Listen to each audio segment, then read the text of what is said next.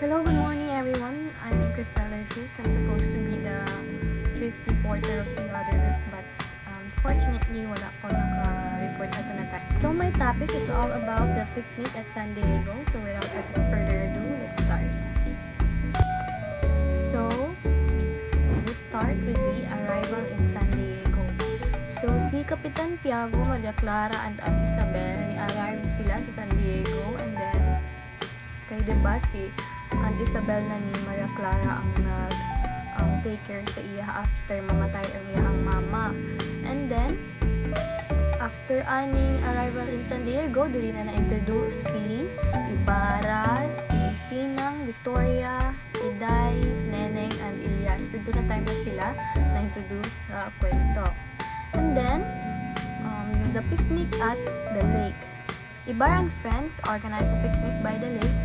So, at doon na time, mga friends ni Ibarra o siya, nag-organize sila og picnic by the lake. And then, adto, present na dito si Maria Clara, iyang friends, which is si Sinang, Victoria, Iday, and Neneng. Adto sila dito. And then, si Maria Clara, may kanta siya. Maria Clara sings and plays the harp. Kaya diba, kabaluman mag-play og harp si Maria Clara. Basta ka ng harp. And then, ang iyang voice ko, is sweet, enchanting para sa ubang tao.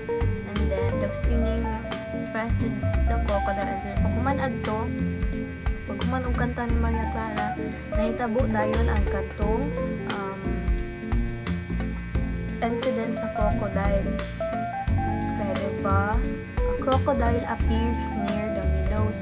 Doon sila sa lake adto. So, ni-appear nga crocodile adto. So, an incident causes a moment of tension. Everyone goes ashore after the event.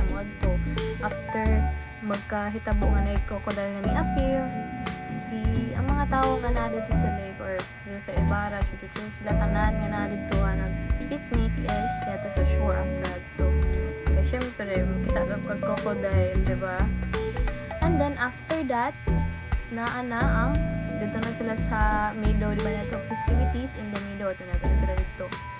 Ang mga girls, or sila Maria Clara, si Sinang, Inday, si Padto, kato ng mga babae, they played the Wheel of Chance. Ang Wheel of Chance, it is a fortune-telling game.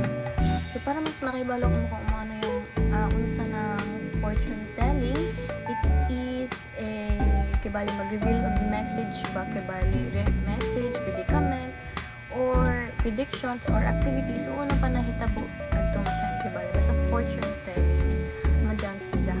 And syempre, while ang mga babae nag-play o fortune telling, ang mga lalaki sila Ibarra at Basilio na-play sila og chess. Kaya syempre man na favorite. And then, after ang atmosphere is joyful na and then lively. Ito sa meadow. And then, si Padre Salve, kaya niabot si Padre Salve. Niabot niya dito na nakita niya ang mga babae na nagsayosaan, nagdula og fortune telling.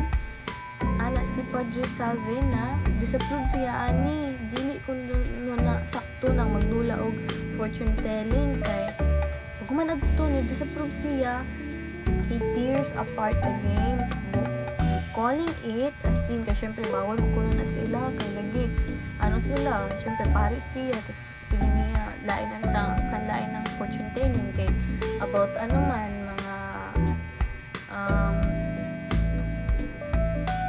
about messages man or predictions or ano pang activity. Basta niya na lang si Padre Salve na doon na lang siya gigisi niya ang kanang kung dula-dula sa mga babae dinadto.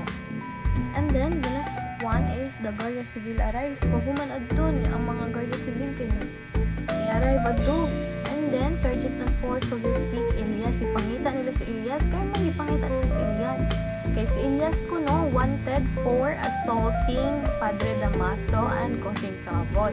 Ang mga ipangita si Elias sa mga Guardia Civil. Nandito si Elias kaya nag-disappeared. So pag adto nila dito, wala man si Elias. So mura gihapon ang mga soldiers kung man nila adto dito wala nila nakit-an si Elias. So, lakaw na lang dayon sila. Kaya wala man dito si Elias. Diba? Taka sa siguro si Elias. And then, Ibarra school donation. Diba si Ibarra, naka-receive si Ibarra og telegram from Spanish authorities. Ang iyahang donation sa school ko for San Diego's children is na-approve na.